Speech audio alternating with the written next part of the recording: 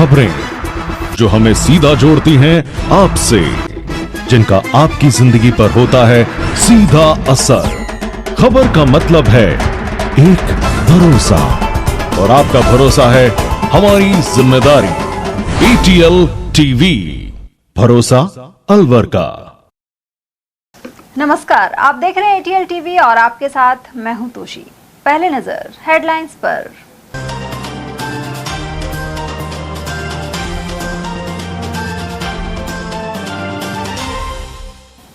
सरिस्का में बाघ शिफ्टिंग के 18 साल पूरे होने पर राष्ट्रीय कार्यशाला में किया चिंतन। केंद्र और प्रदेश के वन मंत्रियों सहित देश भर से जुटे अफसर और वैज्ञानिक। गाली गलौज पर छिड़े संघर्ष में 8 हुए घायल। सहडौली की घटना का वीडियो भी आया सामने।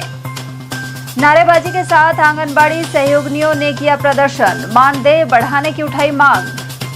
और जिले में 1800 से ज्यादा बूथ बनाकर पिलाई 2 बूंद जिंदगी की। पल्स पोलियो अभियान का मंत्री संजय शर्मा ने किया आगाज। और अब हेडलाइंस को देखते हैं विस्तार से। वर्ष 2004 में सरिस्का से बाघ समाप्त होने के सामने आए तथ्य ने भारत सहित दुनिया भर के वन्यजीव प्रेमियों और संबंधित महकमों में चिंता बढ़ा दी थी। इसके 4 साल बाद रणथंभौर से यहां बाघ शिफ्टिंग की गई और अब 56 बाघों और शावकों की दहाड़ इस जंगल में सुनाई देती है। बाघ शिफ्टिंग के 18 साल पूरे होने पर रविवार को अलवर में नेशनल वर्कशॉप आयोजित हुई। सरिस्का में बाघ पुनर्स्थापन की ऐतिहासिक सफलता को 18 साल हो गए हैं। इस मौके पर राष्ट्रीय कार्यशाला आयोजित हुई, जिसका केंद्रीय वन एवं पर्यावरण मंत्री भूपेंद्र यादव ने उद्घाटन किया। इस मौके पर राज्य के वन मंत्री संजय शर्मा ने राजस्थान में चीता लाने को लेकर बात भी रखी। इस कार्यशाला में रविवार को देश भर के बाघ संरक्षण विशेषज्ञ, वन अधिकारी और वैज्ञानिक एक मंच पर जुटे। राष्ट्रीय बाघ संरक्षण प्राधिकरण सहित पर्यावरण, वन एवं जलवायु परिवर्तन मंत्रालय और राजस्थान सरकार ने अलवर रेलवे स्टेशन के समीप स्थित होटल सरोवर प्रीमियर में यह वर्कशॉप की। इसका विषय था बाघ पुनर्स्थापन, अवसर एवं चुनौतियां। कार्यशाला का उद्घाटन केंद्रीय पर्यावरण, वन एवं जलवायु परिवर्तन मंत्री भूपेंद्र यादव ने किया।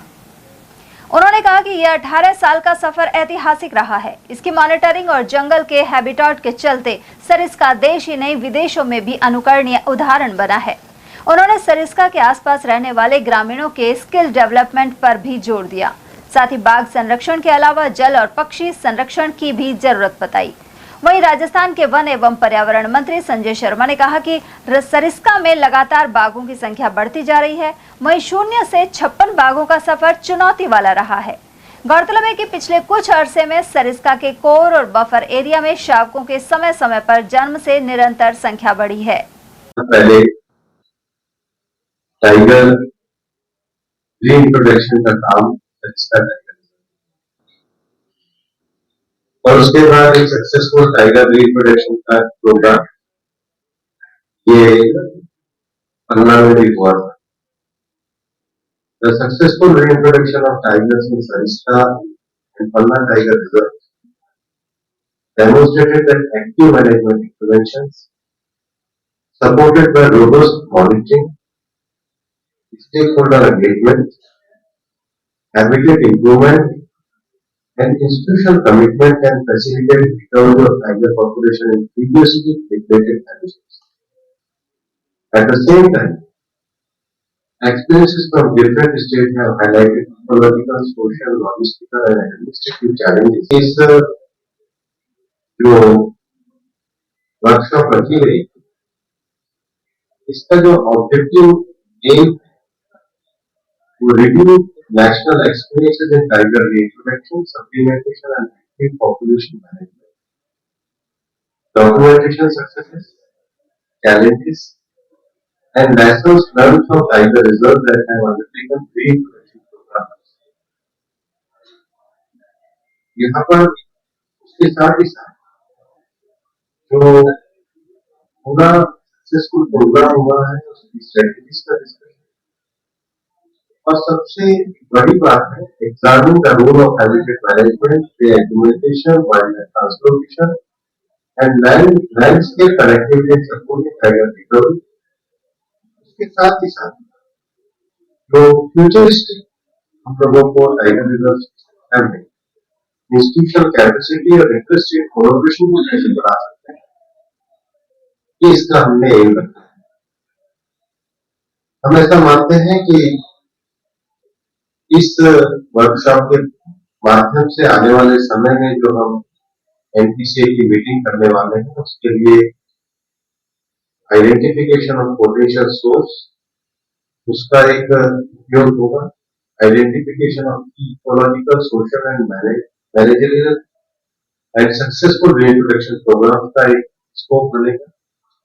उसके साथ ही साथ हम ऐसा मानते हैं कि 2 दिन की इस टेक्निकल वर्कशॉप से strategic recommendation for tiger deficient reserves with potential for future reintroduction efforts में सहायता मिलेगी। उसके साथ ही साथ जो इस पूरे प्रोग्राम के लिए collaboration among state forest department, national tiger conservation authority, wild life institute of India and other conservation partners के साथ भी एक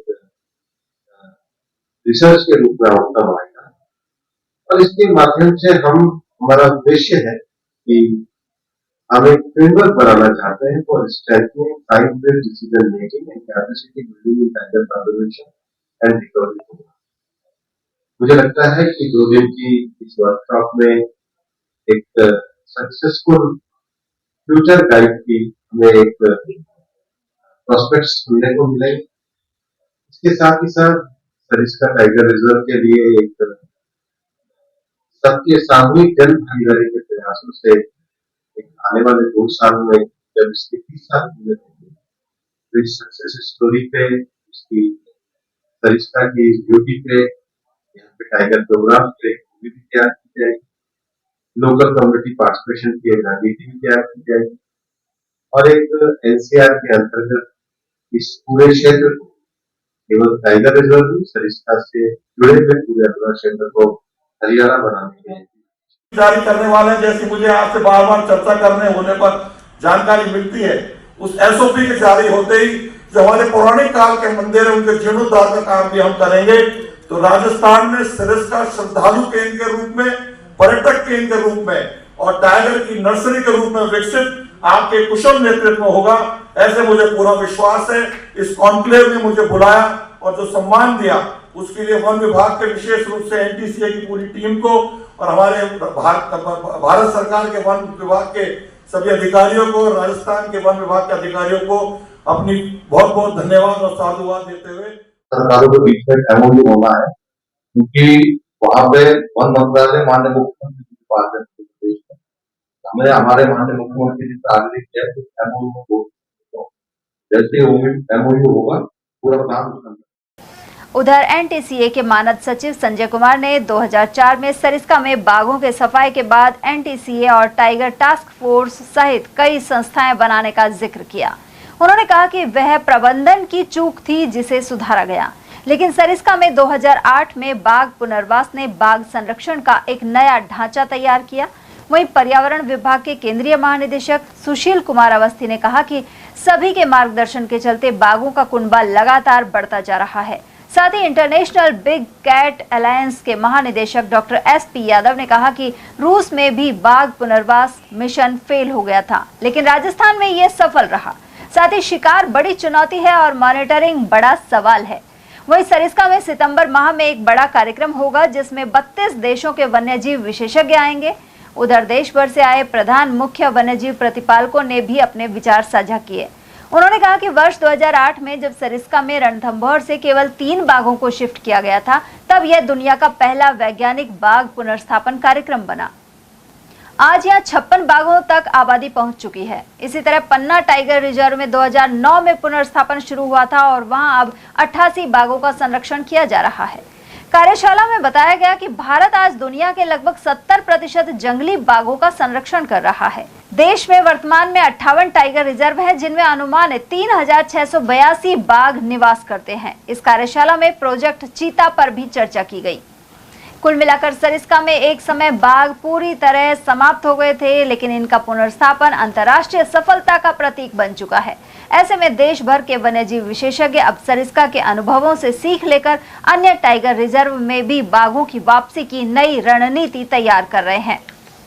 बगड़ तिराया थाना क्षेत्र के ग्राम साडोली में गाली गलौज को लेकर शुरू विवाद हिंसक झड़प में बदल गया। दोनों पक्षों के बीच जमकर लाठी डंडे चले और पथराव हुआ, जिसमें कुल 8 लोग घायल हो गए। घटना का एक वीडियो भी सोशल मीडिया पर तेजी से वायरल हो रहा है। सूचना मिलने पर पुलिस मौके पर पहुंची और स्थिति पर काबू किया। वहीं पीड़ित पक्ष के अली ने बताया कि ग्रामवासी अरशद ने उनके चाचा रशीद के साथ गाली गलौज की थी। दोनों के बीच कहासुनी और झगड़ा हुआ, जिसे आसपास के लोगों ने बीच बचाव कर शांत करा दिया। आरोप है कि कुछ देर बाद अरशद अपने परिवार के सदस्यों हारून, शमसू और अन्य लोगों के साथ उनके घर पहुंचा और लाठी डंडों से हमला कर दिया। इसके साथ ही पथराव भी किया गया। हमले में पीड़ित पक्ष के अमीशा, उसकी मां असलीमा, रशीद, मुंशी खान और कल्ली सहित 5 लोग घायल हो गए। घायलों को राजीव गांधी सामान्य चिकित्सालय में भर्ती कराया गया है। वहीं दूसरे पक्ष का कहना है कि पुरानी रंजिश के चलते रशीद गुट ने उन पर हमला किया, जिसमें उनके पक्ष के 3 लोग घायल हुए हैं। उनका आरोप है कि विवाद की शुरुआत दूसरे पक्ष ने की थी। मेरा नाम अली है। आगे रहने वाले साड़ोली पे। बताइए किस तरह झगड़ा हुआ, क्या हुआ? ये गाली गलौज पे हुआ था झगड़ा, और फिर बीच बचाव भी हो गया था। ये अरशद था और रशीद में गाली गलौज हुआ, उस पर झगड़ा हो गया। तो गाली गलौज कौन कर रहा था? ये अरशद। किसको करी थी? रशीद को। रशीद क्या लगता है आपके? चाचा। फिर क्या हुआ? फिर ये हुआ कि झगड़ा हो गया था इन दोनों को आपस में, बीच बचाव भी हो गया था। और उसके बाद में ये है कि वो घर पे चले गए अरशद है जो, और फिर ये भी घर पे आ गए और फिर उन्होंने पथराव किए हैं। कौन कौन लोगों ने किए? ये अरशद था, हारून था, शमसू था और उनके लड़के थे। अच्छा। हाँ। तो आपके घर में घुस के? हाँ जी, घर में घुस के पथराव किए हैं और बच्ची के टाँके आए हैं। बच्ची का क्या नाम है? अनीसा।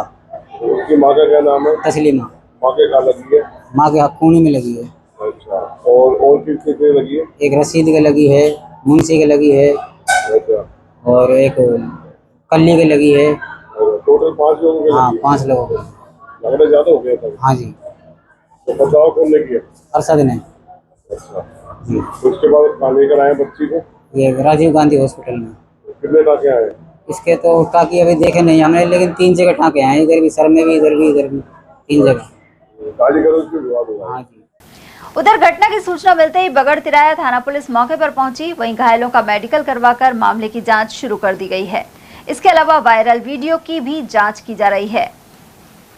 अलवर जिले के आंगनबाड़ी सहयोगिनियों ने मानदेय बढ़ाने की मांग को लेकर शनिवार को कंपनी बाग में प्रदर्शन किया। प्रदर्शन के दौरान आशा सहयोगिनियों ने सरकार के खिलाफ नारेबाजी भी की। साथ ही बताया कि उन्हें मात्र 4900 रुपए प्रति माह मानदेय मिल रहा है, जिससे परिवार का भरण पोषण करना कठिन हो गया है। यहाँ मौजूद रेखा और रजवंती ने कहा कि महंगाई लगातार बढ़ रही है, लेकिन वर्षों से उनका मानदेय नहीं बढ़ाया गया।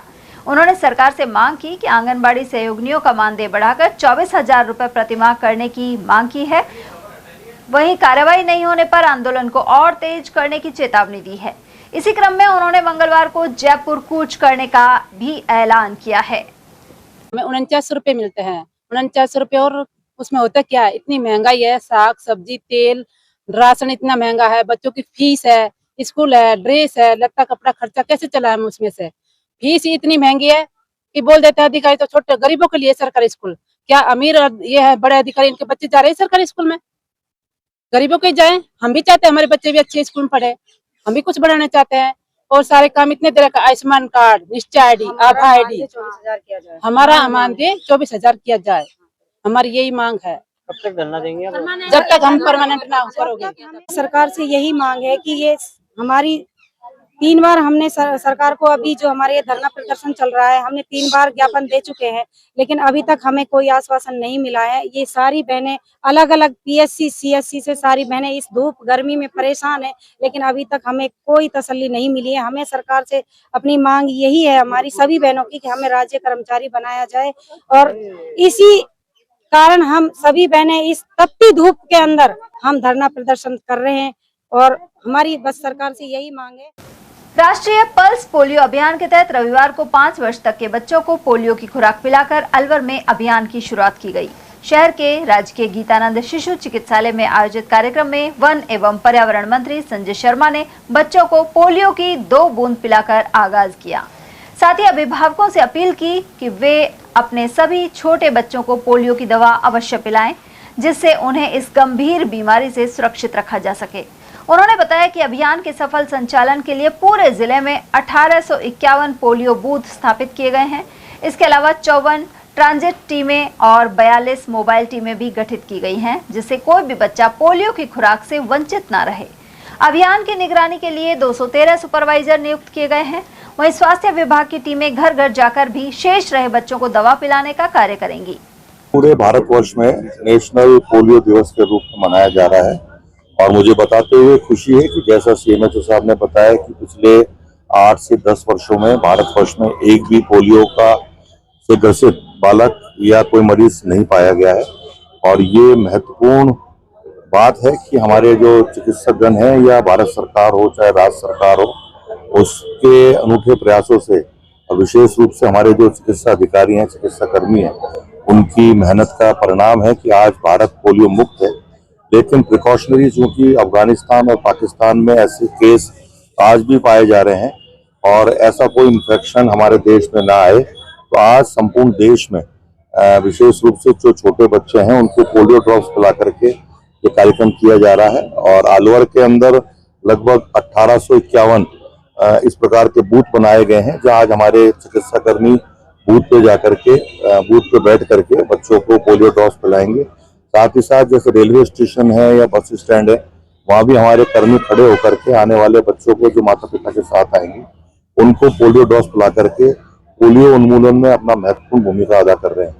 और मैं आपके माध्यम से निवेदन करना चाहूंगा कि पोलियो ड्रॉप एक चिकित्सक की दवाई है, उससे घबराए नहीं, क्योंकि आज भी हमारा देश भले ही पोलियो मुक्त हो गया हो, लेकिन कुछ जातियां, कुछ समाज ऐसे हैं जो इस ड्रॉप्स को अपने बच्चों को पिलाने में परहेज करते हैं।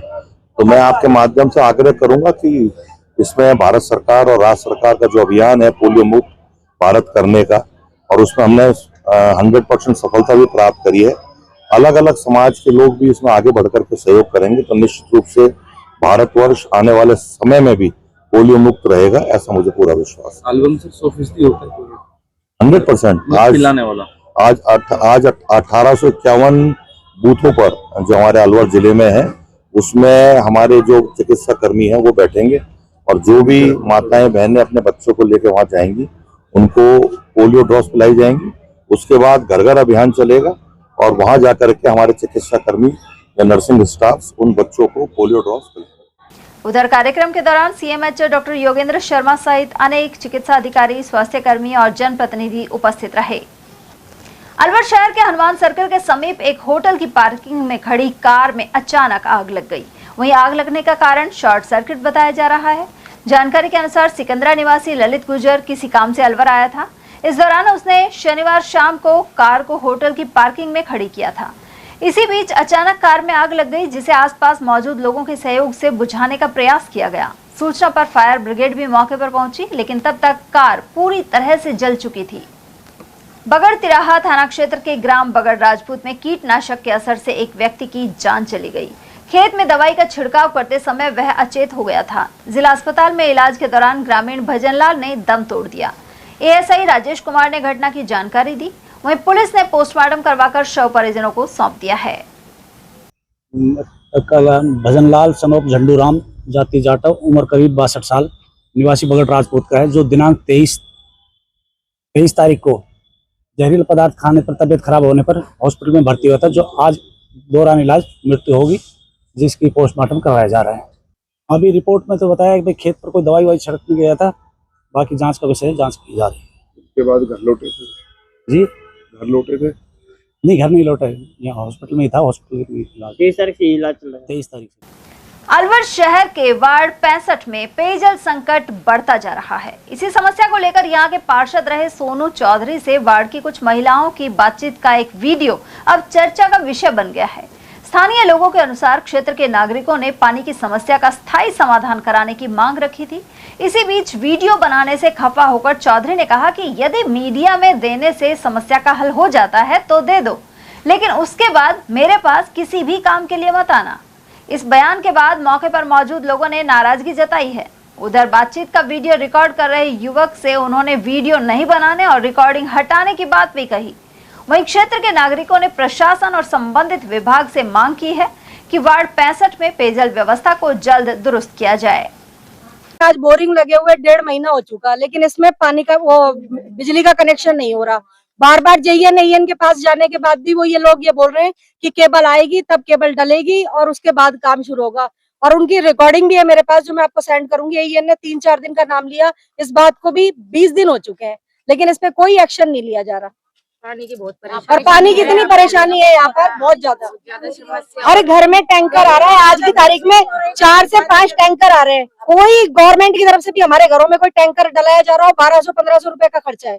जो पार्षद उसको कहा आपने? बिल्कुल, ये पार्षद महोदय थे अभी जो आपके सामने बोल रहे थे, इन्होंने बोल दिया कि न्यूज में देने से कुछ नहीं होगा। मेघवाल विकास समिति जिला अलवर द्वारा रविवार को अलवर के वैशाली नगर स्थित बालिका छात्रावास में 13वां प्रतिभा सम्मान समारोह आयोजित किया गया। इसमें विधानसभा के नेता प्रतिपक्ष टीकाराम जूली मुख्य अतिथि के रूप में शामिल हुए। इस दौरान मेधावी विद्यार्थियों, प्रतिभाशाली युवाओं एवं विभिन्न क्षेत्रों में उत्कृष्ट प्रदर्शन करने वाली कुल 325 प्रतिभाओं को सम्मानित किया गया। नेता प्रतिपक्ष जूली ने इस मौके पर कहा कि शिक्षा ही समाज को आगे बढ़ाने का सबसे मजबूत माध्यम है। उन्होंने कहा कि जो समाज अपने बच्चों की शिक्षा और प्रतिभा का सम्मान करता है, वह निश्चित रूप से विकास की नई ऊंचाइयों को प्राप्त करता है। उन्होंने आयोजकों की सराहना करते हुए कहा कि प्रतिभाओं को मंच देकर सम्मानित करना एक सराहनीय पहल है। वहीं अतिथियों ने मेधावी छात्र छात्राओं को प्रशस्ति पत्र, स्मृति चिन्ह एवं सम्मान सामग्री भेंट कर उनका उत्साह बढ़ाया। आज मेघवाल समाज के द्वारा यहाँ प्रतिभा सम्मान समारोह आयोजित किया गया था। 10वीं में, 12वीं में, अन्य प्रतियोगी परीक्षाओं में, नियुक्ति में, प्रमोशन में जिन लोगों ने अच्छा काम किया है, समाज के लिए अच्छा काम किया है, बच्चों के हॉस्टल के लिए अच्छा काम किया, उन सब लोगों को यहाँ पे सम्मानित किया गया है। मैं समझता हूँ ये प्रतिभा सम्मान समारोह होने से बच्चों के अंदर प्रतिस्पर्धा बढ़ती है, उनका एजुकेशन जो स्तर है वो बढ़ता है, एक होड़ उनके अंदर पैदा होती है और समाज के सामने सम्मानित होना बहुत बड़ी बात है। मैं आयोजकों को, हमारे जिला अध्यक्ष को, पूरी कार्यकारिणी को इसके लिए बहुत बहुत बधाई देता हूं। अलवर के अग्रसेन मार्ग स्थित महावीर भवन में रविवार को मासिक पत्रिका जगमग दीप ज्योति के 41वें वर्ष के उपलक्ष्य में कार्यक्रम हुए। संस्थापक सुमति कुमार जैन की स्मृति में यहां साहित्यकार सम्मान समारोह एवं पुस्तकों का विमोचन कार्यक्रम आयोजित किया गया। कार्यक्रम में मुख्य अतिथि के रूप में समाज सेवी और आदिनाथ शिक्षण समिति अध्यक्ष अशोक जैन अगोनिज रहे। साथ ही श्री जैन शिक्षण समिति के अध्यक्ष अशोक पालावत ने अध्यक्षता की। वहीं विशिष्ट अतिथि के रूप में सेवानिवृत्त प्रोफेसर डॉक्टर हेमा और रिटायर्ड प्राचार्य डॉक्टर दीपचंद गुप्ता मौजूद रहे। इस दौरान प्रभावी मंच संचालन अर्चना जैन द्वारा किया गया। उधर संपादक दीपक पालावत ने बताया कि 41 वर्षों से जगमग दीप ज्योति पत्रिका का प्रकाशन किया जा रहा है। दीप ज्योति, जगमग दीप ज्योति पत्रिका जो गत 41 वर्षों से प्रकाशित है, उसकी ओर से आयोजित किया गया है। इसमें सुमति कुमार जी पालावत जो इस पत्रिका के प्रधान संपादक थे, उनके ऊपर तैयार किया गया विशेषांक सुमति की स्मृति का लोकार्पण, दो साहित्यकारों की पुस्तकों का विमोचन और साहित्यकारों को सम्मानोपाधि कार्यक्रम के रूप में मनाया जा रहा है। यहाँ पर करीब वैसे 62 लोगों का सम्मान किया जाना प्रस्तावित था, लेकिन आसपास के क्षेत्रों के और अलवर के क्षेत्र के जो साहित्यकार हैं उन्हें ही यहाँ पर सम्मानित किया जाएगा। इसमें करीब 15 लोगों का सम्मान यहाँ पे हम करेंगे। वहीं कार्यक्रम का शुभारंभ मंगलाचरण नवकार मंत्र के साथ हुआ, जबकि सरस्वती वंदना डॉक्टर बीना गुप्ता द्वारा की गई। मां सरस्वती की प्रतिमा पर दीप प्रज्वलन के साथ अतिथियों ने उषा एवं सुमति कुमार जैन के चित्रों पर पुष्पांजलि अर्पित की। दीप्ति चौधरी और प्रीति मदरेचा ने स्वागत गान प्रस्तुत किया। इस मौके पर सभी अतिथियों का स्वागत हुआ और स्मृति चिन्ह भेंट किए गए, जबकि स्वागत उद्बोधन इंद्र कुमार भंसाली ने दिया। इस मौके पर शिवचरण शर्मा और गोपाल प्रसाद पाठक की दो पुस्तकों का विमोचन भी हुआ। अंत में माधुरी पालावत ने आभार जताया। गायत्री परिवार की संरक्षिका माताजी भगवती देवी शर्मा की जन्म शताब्दी कार्यक्रम जारी है। इसी क्रम में रविवार को अलवर के करौली कुंड के समीप स्थित गायत्री मंदिर में जिला स्तरीय नारी जागरण शिविर आयोजित किया गया। शिविर में नारी की महानता, नवयुग के निर्माण में महिलाओं की भूमिका और गर्भ संस्कार द्वारा नई पीढ़ी के निर्माण आदि विषयों पर वक्ताओं द्वारा मार्गदर्शन किया गया। शिविर में राजगढ़, कठुमर, लक्ष्मणगढ़, रैनी, मालाखेड़ा और गोविंदगढ़ आदि तहसीलों से महिलाओं की भागीदारी रही। कार्यक्रम की मुख्य अतिथि RAS संजू शर्मा रही, जबकि अध्यक्षता मुख्य प्रबंधक ट्रस्टी डॉक्टर सरोज गुप्ता ने की। वहीं गायत्री परिवार की सदस्य उर्मिला शर्मा ने आयोजन की जानकारी दी। उन्होंने बताया कि महिला स्वावलंबन को लेकर निःशुल्क सिलाई केंद्र सहित अन्य रोजगार परक प्रशिक्षण भी दिए जाते हैं।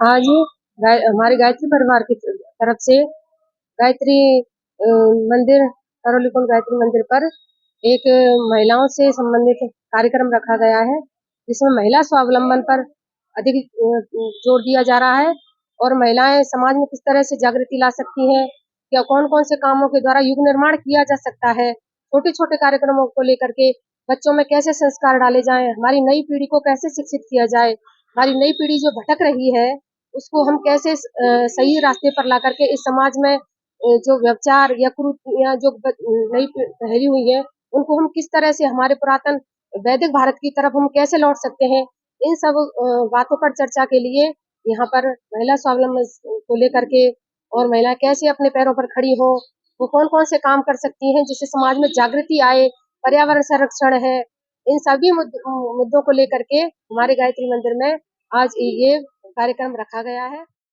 हीमेटोलॉजी और बोन मैरो ट्रांसप्लांट विशेषज्ञ डॉक्टर अनामिका बाकलीवाल ने मातृत्व और कामकाजी महिलाओं के संघर्ष पर बेहद संवेदनशील किताब लिखी है। इसका शीर्षक है 20,000 आवर्स ऑफ ब्रेस्ट फीडिंग। देश के प्रतिष्ठित एम्स से पढ़ी और वर्तमान में दिल्ली के BLK मैक्स अस्पताल में कार्यरत अनामिका बाकलीवाल ने डॉक्टर होने के बावजूद खुद मां बनने पर जो चुनौतियां झेली उसे एक संस्मरण के रूप में पिरोया है। इस किताब की तारीफ पद्मश्री डॉक्टर अर्मिडा फर्नांडीज और मशहूर अभिनेत्री मंदिरा बेदी जैसी हस्तियों ने भी की है। डॉक्टर अनामिका का अलवर से भी रिश्ता है और यहाँ अपने परिजन के यहाँ प्रवास के दौरान उन्होंने इस बारे में जानकारी दी। इनका मानना है कि जब भी कोई माँ बच्चे को दूध पिलाने में असमर्थ होती है या किसी वजह से स्तनपान रुक जाता है तो समाज पूरा दोष सीधे माँ पर मढ़ देता है, लेकिन हकीकत में ब्रेस्ट फीडिंग का फेलियर किसी माँ की व्यक्तिगत कमजोरी नहीं बल्कि हमारे पूरे समाज, परिवार और कामकाजी सिस्टम की विफलता है। माँ बनने के बाद एक महिला को व्यापक व्यावहारिक सहयोग और हमदर्दी की जरूरत होती है, जिसकी कमी के कारण कई माएं डिप्रेशन का शिकार हो जाती हैं। वहीं 6 महीने की मैटरनिटी लीव के बाद जब एक महिला ऑफिस लौटती है तो सार्वजनिक स्थानों और कार्यस्थलों पर बुनियादी इंफ्रास्ट्रक्चर की भारी कमी होती है। डॉक्टर अनामिका जोर देकर कहती हैं कि यह किताब सिर्फ महिलाओं या नई माताओं के पढ़ने के लिए नहीं है, बल्कि इसे उनके पूरे परिवार, विशेषकर पतियों और सास ससुर को जरूर पढ़ना चाहिए। उन्होंने अपनी पुस्तक में एक डॉक्टर के नजरिए से माताओं के मन में उठने वाले वैज्ञानिक सवालों के जवाब दिए हैं और समाज के रूढ़िवादी मिथकों को तोड़ा है। I'm Dr. Anamika Bakiwal and I am the author of my book 20,000 Hours of Breastfeeding. Well, this book is an ode to the strength of all the mothers, what all mothers do, their unconditional love for their baby and the gift of God that they get when the baby comes in their hands, which is breastfeeding. I've explored and I've tried to tell about how the biology of breastfeeding and the mother and the child works so beautifully. Do look for my book in the first week of May 2026. Thank you. Medicine ने मुझे science सिखाई, but motherhood ने मुझे ये सिखाया कि सब कुछ टेक्स्ट बुक में नहीं मिलता, और तभी मुझे लिखना पड़ा 20,000 आवर्स ऑफ ब्रेस्ट फीडिंग। मेरी बुक जो साइंस और मदरहुड के बीच की कहानी है, यानी उनके बीच के प्यार की कहानी। अलवर के टेल्को सर्किल के समीप से शालीमार नगर में कई समस्याएं व्याप्त हैं। यहाँ बाबा कमर्शियल कॉम्प्लेक्स में बाबा ठाकुरदास प्रतिष्ठान के पीछे पानी भरा हुआ है। कई महीनों से यह हालात बने हुए हैं। इसके चलते गंदगी व्याप्त है, साथ ही मच्छर पनपने से बीमारियों की आशंका बनी रहती है। और वहीं अलवर के स्कीम 10 में नाले का पटाव टूटा होने से हादसे का खतरा बना हुआ है। वार्ड 5 के इस इलाके में मुख्य रोड पर यह हालात नजर आते हैं। स्थानीय निवासी नगर निगम में इसकी 5 बार शिकायत कर चुके हैं, लेकिन कोई सुनवाई नहीं हुई है। सेवानिवृत्त फौजी अमरचंद मीणा द्वारा संचालित फौजी राज ढाबा के 27वें स्थापना दिवस पर रविवार को विशाल भंडारे का आयोजन किया गया। इस दौरान हजारों की संख्या में लोगों ने प्रसाद ग्रहण किया। इस मौके पर अमरचंद मीणा ने सभी सहयोगियों के प्रति कृतज्ञता जाहिर की, साथ ही उपस्थित श्रद्धालुओं का आभार जताया। खबरें अभी और भी हैं, लेकिन फिलहाल वक्त एक छोटे से ब्रेक का, फौरन लौटेंगे। आप बने रहिए हमारे साथ और देखते रहिए ATL TV। Om Aditya public senior secondary school Alwar में बेस्ट फैकल्टी के साथ सर्वश्रेष्ठ बोर्ड परीक्षा परिणाम। स्कूल फीस में ही फाउंडेशन, कक्षा 9th 10th प्री फाउंडेशन, कक्षा 11th 12th विज्ञान वर्ग, वाणिज्य वर्ग, कला वर्ग, हिंदी एवं अंग्रेजी माध्यम। विद्यालय में मेधावी विद्यार्थी प्राची राठौड़, अंकित कुमार, गार्गी सैनी, कमल प्रजापत, बलराज वर्मा, गौरी और वैशाली ने बोर्ड परीक्षा में 97% अंक लाकर संस्था का सम्मान बढ़ाया और संस्था के द्वारा प्रत्येक विद्यार्थी को 21,000 रुपए का चेक प्रदान किया। हमारी संस्थाएं कक्षा नर्सरी से 8वीं तक के विद्यार्थियों को बुक्स, नोटबुक्स, बैग्स, डायरीज, आई कार्ड निःशुल्क दे रही हैं। कक्षा 9वीं से 12वीं तक के विद्यार्थियों को bag, dress, jacket, I card निःशुल्क दे रही हैं। हमारी संस्थाएं Om Aditya public senior secondary school, Lajpat Nagar, Ambedkar circle के पास, Alwar. Delhi academy senior secondary school, 84, Subhash Nagar, NEB Agrasen circle के पास, अलवर। आदित्य एकेडमी तिजारा फाटक पुल के पास, Alwar. Contact number 9829107651 and 9116913576। Aditya की परंपरा, सेवा, संस्कार और समर्पण। फर्नीचर का 32 साल पुराना जाना माना नाम राहुल डेकोर। यहाँ आपकी लाडली बिटिया के लिए अथवा अपने घर के लिए सभी प्रकार का सागवान का फर्नीचर उपलब्ध है।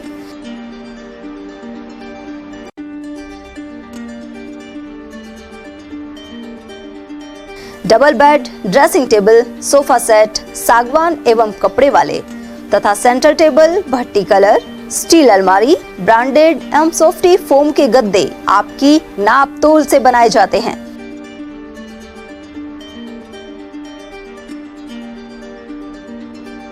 सभी सामान एक ही छत के नीचे उपलब्ध। हमारा पता है अलवर बोर्ड, जैसमंत तिराहे से पहले, Kati Ghati, Alwar. Contact number 9414019769 and 9414019768।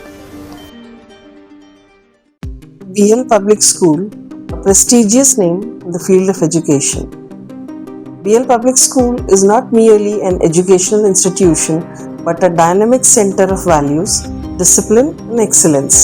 The school prioritizes the holistic development of every student, ensuring that they not only excel academically but also succeed confidently in all aspects of life. The academic environment of the school is well organized, motivating and technologically enriched. Education is delivered through a balanced integration of modern resources and moral values. Smart classes and modern teaching methodologies, well-equipped computer lab, rich and peaceful library, practical learning in science and mathematics, sports and physical training, music, art, dance and cultural activities.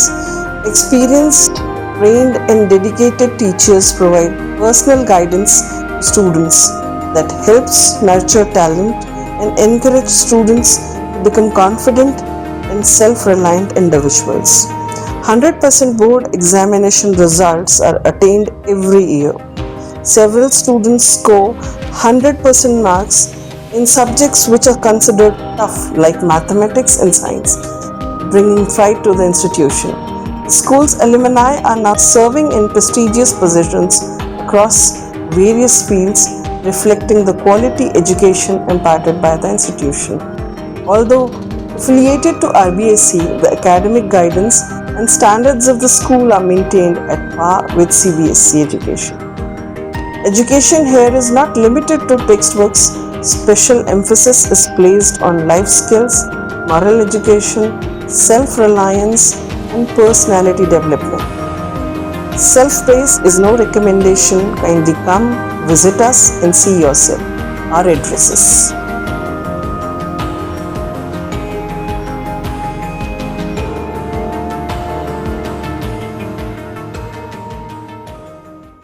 ATL द्वारा गर्मी के मौसम में वन्य जीवों के लिए जारी मुहिम के तहत काफी वर्षों से पानी और चारा बालाकिला जंगल में भेजा जा रहा है। मकसद यह है कि बेजुबान जानवरों को इस तेज गर्मी में पानी और चारे के लिए भटकना ना पड़े। ATL की इस मुहिम में आप लोग भी हमारे साथ सहयोग कर मूक प्राणियों की सेवा के जरिए पुण्य लाभ उठाएं। संपर्क करें मुकेश गुप्ता, निदेशक ATL, मोबाइल नंबर 9414019207। ब्रेक के बाद एक बार फिर आप सभी का स्वागत है। अलवर ग्रामीण विधानसभा क्षेत्र के विभिन्न गांवों में कपास की खेती सूखने लगी है। वहीं किसान इंद्रदेव की मेहरबानी के इंतजार में है, जिससे फसल को जीवन दान मिल सके। इस बार मालाखेड़ा क्षेत्र में कपास की खेती का रकबा गत वर्ष के मुकाबले बढ़ा है, लेकिन समय पर बारिश नहीं हुई तो काफी पौधे नष्ट हो सकते हैं। इससे किसान वर्ग में चिंता व्याप्त है। गौरतलब है कि कुछ जगह एक दिन पहले हल्की बूंदाबांदी और बारिश हुई है, लेकिन कई स्थानों पर लंबे समय से बारिश नहीं हो पाई। ऐसे में कपास, ज्वार और बाजरे की फसल पर विपरीत असर पड़ रहा है। मालाखेड़ा में परंपरागत फसलों के अलावा अब किसानों का रुझान औषधीय पौधों की खेती की ओर बढ़ रहा है। प्रशिक्षण के बाद क्षेत्र के मुंडिया और जमालपुर गांव में किसान सहजन और अपराजिता जैसे औषधीय पौधे लगा रहे हैं। कमल सिंह, विक्रम सिंह और प्रमोद सिंह सहित अन्य किसानों ने इस नवाचार को अपनाया है। गौरतलब है कि सहजन को सुपर फूड कहा जाता है और इसकी पत्ती, फली और फूल में protein, calcium, iron, vitamin C और एंटीऑक्सीडेंट भरपूर होते हैं। ब्लड शुगर और कोलेस्ट्रॉल कम करने, जोड़ों के दर्द और इम्यूनिटी बढ़ाने में यह सहायक है। सहजन की पत्ती का पाउडर, फली और बीज बाजार में अच्छी कीमत पर बिकते हैं और यह कम पानी में तैयार होने वाली फसल है। इसी तरह नीले फूल वाली अपराजिता दिमागी ताकत, याददाश्त बढ़ाने और तनाव कम करने में उपयोगी है। साथ ही बुखार, सर्दी, खांसी और त्वचा रोगों में भी काम आती है। वहीं कृषि विशेषज्ञ डॉक्टर निशा त्रिपाठी और डॉक्टर सुनीता के अनुसार इन औषधीय पौधों की मांग देश विदेश में बढ़ रही है। ऐसे में प्रशिक्षण के बाद किसान इन्हें आय के नए साधन के रूप में देख रहे हैं। उन्होंने जानकारी दी कि मालाखेड़ा क्षेत्र की मिट्टी और जलवायु सहजन एवं अपराजिता के लिए अनुकूल है। अकबरपुर ग्राम पंचायत भवन एवं सामुदायिक स्वास्थ्य केंद्र में रविवार को राष्ट्रीय पल्स पोलियो अभियान चलाया गया। इसके तहत 5 वर्ष तक के बच्चों को पोलियो की खुराक पिलाई गई। साथ ही बस स्टैंड पर भी विशेष पोलियो बूथ स्थापित किया गया था। स्वास्थ्य विभाग की टीम ने यहां माइक के माध्यम से लोगों को जागरूक बनाया। स्वास्थ्य कर्मियों ने बताया कि क्षेत्र में विभिन्न स्थानों पर पोलियो बूथ बनाए गए हैं। अकबरपुर कस्बे से रविवार को श्रद्धालुओं का एक जत्था खाटू श्याम मंदिर एवं जीण माता मंदिर सहित त्रिवेणी धाम के दर्शन के लिए रवाना हुआ। इसमें आसपास के गांव से बड़ी संख्या में श्रद्धालु उत्साह के साथ शामिल हुए। साथ ही उन्होंने खाटू श्याम जी के जयकारे भी लगाए। अकबरपुर कस्बे से हर माह खाटू श्याम जी के दर्शन के लिए पदयात्रा भी निकाली जाती है। श्रद्धालु लक्ष्मी नारायण वर्षा शर्मा ने इस बारे में जानकारी प्रदान की। आज हम खाटू श्याम जी की यात्रा कर रहे हैं। खाटू श्याम जी ढोक देने जा रहे हैं और हर महीने 28 तारीख को करीबन जाते हैं हम, तो आज भी हम जा रहे हैं। आज हमारा आगे का टूर है खाटू श्याम जी, जीवन माता और त्रिवेणी धाम और एक बालाजी के और यहाँ जा रहे हैं। और वहीं भर्तरी धाम में तेज गर्मी के बावजूद श्रद्धालुओं की आवाजाही जारी है। रविवार को बड़ी संख्या में भक्त यहां पहुंचे और लोक देवता भर्तरी बाबा के दर्शन कर सुख, समृद्धि, खुशहाली और मनोकामना पूर्ण होने की प्रार्थना की। भर्तरी धाम में देश के विभिन्न राज्यों से भक्त दर्शन के लिए पहुंचते हैं। अनेक श्रद्धालु भर्तरी बाबा को अपना कुल देवता मानते हैं और परिवार सहित नियमित रूप से दर्शन करने आते हैं। आगामी समय में यहां आयोजित होने वाले मेले को लेकर भी श्रद्धालुओं में उत्साह दिखाई दे रहा है। बड़ौदा में कस्बे के मुनि सुब्रतनाथ जिनालय में शनिवार रात्रि 48 दीपकों की दिव्य ज्योति के मध्य सामूहिक भक्तामर पाठ संपन्न हुआ। कार्यक्रम का आयोजन विकास कुमार जैन के निर्देशन में किया गया। इस मौके पर भगवान जिनेंद्र की आराधना की गई। जैन समाज के मंत्री रविंद्र जैन ने बताया कि धर्म की प्रभावना का संदेश देते हुए श्रद्धालुओं ने भगवान जिनेंद्र के समक्ष सुख, समृद्धि, शांति एवं विश्व कल्याण की मंगल कामना की। जिला अस्पताल भिवाड़ी में रविवार को खैरथल तिजारा जिला कलेक्टर अतुल प्रकाश ने 5 वर्ष तक के बच्चों को पल्स पोलियो की खुराक पिलाई।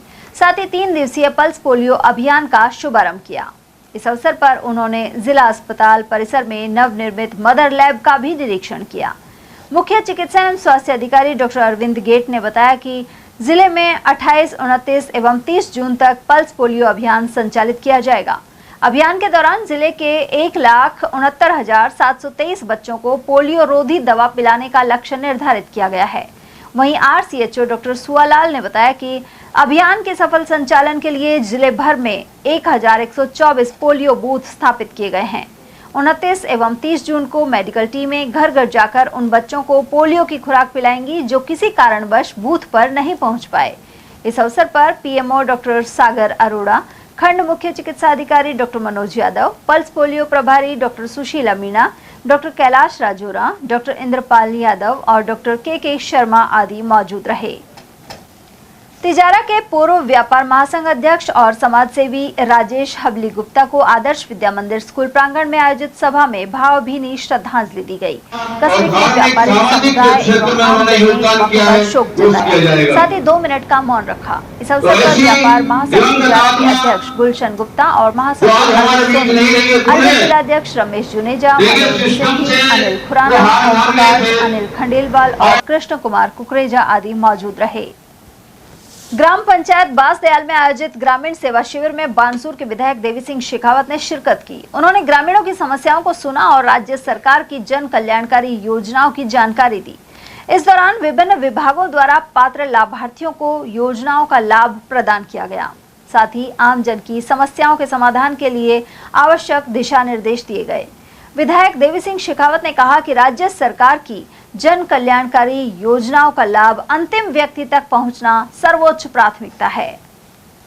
अलवर में केंद्रीय मंत्री भूपेंद्र यादव और प्रदेश के वन मंत्री संजय शर्मा की उपस्थिति में लोकसभा क्षेत्र की भाजपा कोर कमेटी बैठक आयोजित हुई। बैठक में जुलाई माह में आयोजित होने वाले संगठनात्मक कार्यक्रमों की रूपरेखा एवं कार्य योजना पर चर्चा की गई। इसके बाद हसन खां मेवातनगर स्थित सांसद कार्यालय में भाजपाइयों ने मन की बात कार्यक्रम में प्रधानमंत्री नरेंद्र मोदी का उद्बोधन सुना। इस मौके पर विधायक देवी सिंह शेखावत के अलावा अनेक पदाधिकारी और कार्यकर्ता उपस्थित रहे। प्रदेश कांग्रेस कमेटी के महासचिव अशोक कुमार सैनी ने लोकसभा में नेता प्रतिपक्ष राहुल गांधी के 2 साल को ऐतिहासिक बताया है। उन्होंने आरोप लगाया कि मोदी सरकार ने विपक्ष की आवाज को दबाने में कोई कमी नहीं छोड़ी है। इसके बावजूद राहुल गांधी ने गरीब, कमजोर, किसान, मजदूर और तमाम वर्गों की आवाज को उठाया है। उन्होंने कहा कि भविष्य में राहुल गांधी कांग्रेस की सरकार बनाएंगे और जनता का समर्थन उन्हें मिल रहा है। सर, देश की संसद में जिस तरह से नेता प्रतिपक्ष राहुल गांधी अपनी बात को रखते हैं, राहुल गांधी का जो नेता प्रतिपक्ष का कार्यकाल है वो 2 साल का पूरा हो गया है। कांग्रेस पार्टी के कार्यकर्ता उनके कार्यकाल को किस रूप में देखते हैं? आप पार्टी के प्रदेश के महासचिव हैं, क्या प्रतिक्रिया है? मैं आपके चैनल के माध्यम से बताना चाहूँगा कि हमारे आदरणीय नेता राहुल गांधी जी आज लोकसभा नेता प्रतिपक्ष हैं। पूरे 2 साल से अपनी पूरी जिम्मेदारी निभा रहे हैं। पूरा हिंदुस्तान, पूरा देश आज उनको देख रहा है कि उन्होंने कोई भी ऐसा मुद्दा नहीं छोड़ा जो उन्होंने लोकसभा में नहीं उठाया। चाहे किसानों का मुद्दा हो, चाहे गरीब का हो, चाहे महिला का हो, चाहे शिक्षा से संबंधित हो, चाहे शिक्षा से संबंधित हो, चाहे महंगाई का हो, हर मुद्दे को वो आगे से आगे उठाते हैं। लेकिन बीजेपी के नेता लोकसभा के अंदर भी, आदरणीय हमारे जो लोकसभा अध्यक्ष है वो है, बीजेपी के सारे नेता मिलकर के राहुल गांधी जी की आवाज़ को दबाते हैं। उनको चाहे लोकसभा के अंदर हो या बाहर हो, उनकी आवाज़ को हमारे साथ दबाने की कोशिश करते हैं। बाहर उनका जो मोदी मीडिया है वो पूरा साथ देती है।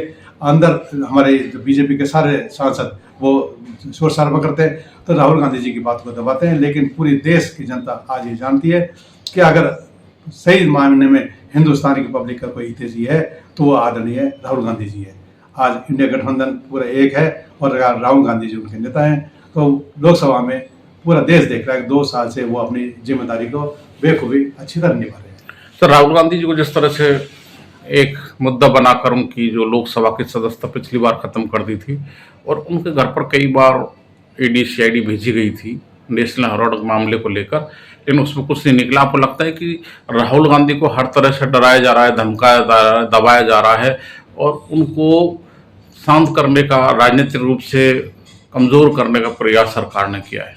बिल्कुल, आपने सही कहा कि ये आज बीजेपी की सरकार बैठी है केंद्र में, ये हर तरह से प्रयास कर रही है राहुल गांधी जी की बात को दबाने के लिए, उनको डराने के लिए, चाहे ईडी हो, सीबीआई हो या कोर्ट हो, किस या चुनाव आयोग हो, हर तरह से उनके ऊपर दबाव बनाया जा रहा है। अगर ये तो आतंक सा उन्होंने लोकसभा के अंदर फैला रखा है बीजेपी के नेताओं ने कि कोई भी नेता अगर बोलेगा तो उसको ईडी सीबीआई का डर दिखाएंगे और उसको शांत कर देंगे। उधर पीसीसी महासचिव अशोक कुमार सैनी ने आरोप लगाया कि प्रधानमंत्री जनता को गुमराह कर लोकप्रियता बढ़ाने का प्रयास कर रहे हैं। साथ ही भाजपा धोखाधड़ी से सत्ता में बनी हुई है। उन्होंने इसे लेकर कुछ उदाहरण भी दिए, साथ ही थोथी घोषणाएं करने के आरोप भी लगाए। सैनी ने कहा कि 2 करोड़ युवाओं को प्रतिवर्ष रोजगार देने का वादा पूरा नहीं हुआ।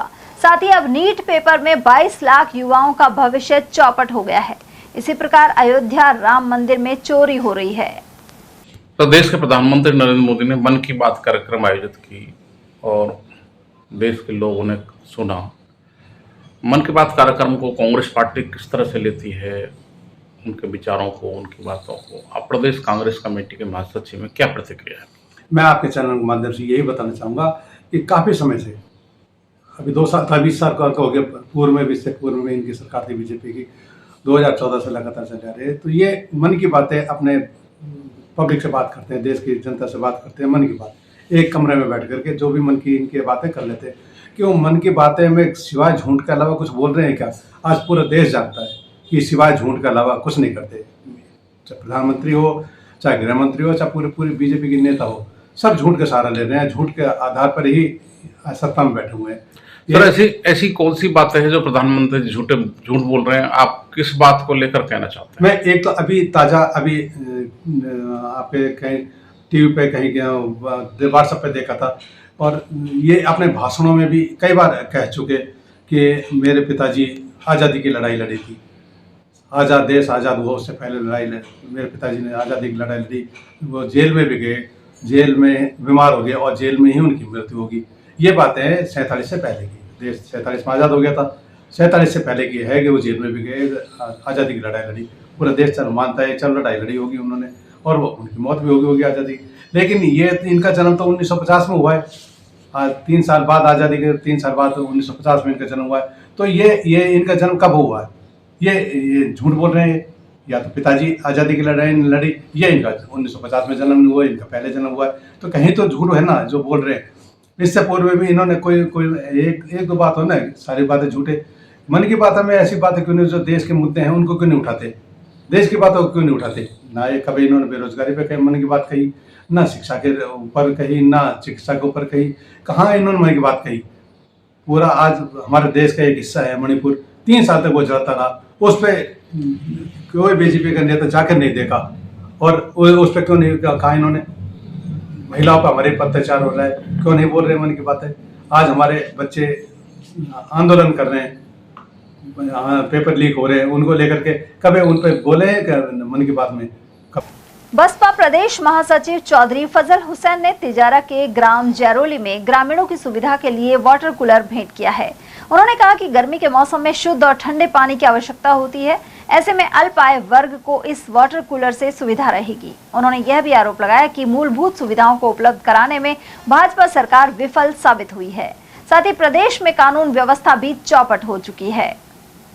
जिला स्काउट एंड गाइड फेलोशिप द्वारा निःशुल्क मधुमेह एवं ब्लड प्रेशर कैंप लगाया गया। कंपनी बाग में लगे शिविर में 137 लोगों ने जांच करवाई। यह शिविर आजीवन सदस्य जितेंद्र गुप्ता के सौजन्य से आयोजित किया गया। ईश वंदना के साथ कैंप का शुभारंभ हुआ। इस मौके पर जगन्नाथ भगवान की रथ यात्रा में प्याऊ लगाने का भी निर्णय हुआ। कार्यक्रम में संरक्षक हरीश कालरा, जिलाध्यक्ष गिरीश गुप्ता, पूर्व जिलाध्यक्ष राजेश भट्ट, उपाध्यक्ष लता रानी शर्मा, मंजू शर्मा, कोषाध्यक्ष राजेश शर्मा और पूर्व सचिव राम प्रकाश गुप्ता आदि मौजूद रहे। रामगढ़ थाना क्षेत्र के मुकुंद बास में मकान के आगे बाउंड्री करने को लेकर 2 पक्षों में विवाद हो गया। इसके चलते बुजुर्ग दंपति घायल हो गए, जिन्हें रामगढ़ से जिला अस्पताल रेफर किया गया है। घायल के परिजन पप्पू खान ने बताया कि ग्राम निवासी चकमल खान अपनी पत्नी जरीना के साथ खुद के मकान के आगे बाउंड्री कर रहे थे। इस पर ऐतराज जताते हुए सामने रहने वाले परिवार ने हमला कर दिया। मेरा नाम लल्लू खान जी है, ये मेरा जीजा जी है चकमल खान, और सिस्टर है जरीना। मुकंदबास गांव है, रामगढ़ थाना लगता है। इनके घर के आगे कोई बाउंड्री डंडा हो रहे थे भरत का, उसके लिए इनसे मारपीट किए पूरी तरह। इनका परिवार वाला कौन कर रहा था? है जी, डंडा कौन कर रहा था? ये कर रहा था मेरा जीजा जी और सिस्टर। खुद के घर? हाँ, खुद के घर के आगे बाउंड्री है जो किन किन लोगों ने मारपीट करी है? इनके साथ में वो भैया है, सुब्बा है, और उसके लड़के हैं, लेडीज भी है, उसका दूसरा भैया भी है। वो कहाँ रहता है? वो वहीं रहते हैं सामने इनके मकान के पास में। वो क्या चाह रहे हैं पता नहीं, अब इतनी तो अभी पता नहीं। इनसे तो धोखा से करा झगड़ा, लड़का भी नहीं थे इसके मौका पे उस टाइम पे। दोनों पति पत्नी थे? हाँ, ये थे दोनों। घर पे कोई नहीं था? कोई नहीं था। और मारपीट करने वाले कितने लोग हैं? वो 5-7 रोज बता रहे, मैंने अभी देखा नहीं है, और ये बताएंगे होश में नहीं है, इसलिए पूरी चीजों से हमला किया है। इनसे लाठी डंडों से इनके भीतर भी दिए, सिर में भी लट दिए हैं। थाना कौन सा लग रहा है? रामगढ़। रामगढ़। जी हाँ। अच्छा। बेहोश है वो सिस्टर, तो बताने की चूक भी नहीं है। दोनों कहाँ ले गए? रामगढ़। रामगढ़ लेगा, वहाँ से रेफर यहाँ किया है उन्होंने दोनों को। और इनके लड़के रिपोर्ट करने के लिए थाने में गए, उसको वहाँ बिठा लिया थाना वालों ने। और वो दूसरा पक्ष है जो वो लेडीज ला के केस करवा रहे उल्टा इन पे ही, और इनको ही मारा कूटा उन्होंने ज्यादा। हाँ जी। पुलिस आ गई थी क्या मौके पे? मौके पे नहीं आई पुलिस, वो थाने में पहुंच गए। इनसे पहले ये तो दिखाने के लिए रामगढ़ भर्ती किया इन्होंने। पार्टी पहले पहुंच गई, वो थाना में गए सीधे, उनके लगी नहीं है, इनके ज्यादा लगी। और चलते चलते एक नजर हेडलाइंस पर।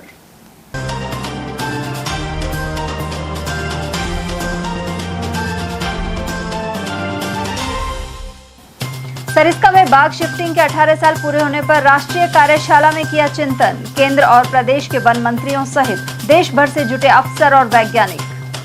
गाली गलौज पर छिड़े संघर्ष में 8 हुए घायल। सहडौली की घटना का वीडियो भी आया सामने। नारेबाजी के साथ आंगनबाड़ी सहयोगिनियों ने किया प्रदर्शन, मानदेय बढ़ाने की उठाई मांग। और जिले में 1800 से ज्यादा बूथ बनाकर पिलाई 2 बूंद जिंदगी की। पल्स पोलियो अभियान का मंत्री संजय शर्मा ने किया आगाज। एटीएल न्यूज में आज के लिए इतना ही। ताजा जानकारियों के लिए बने रहिए हमारे साथ। नमस्कार।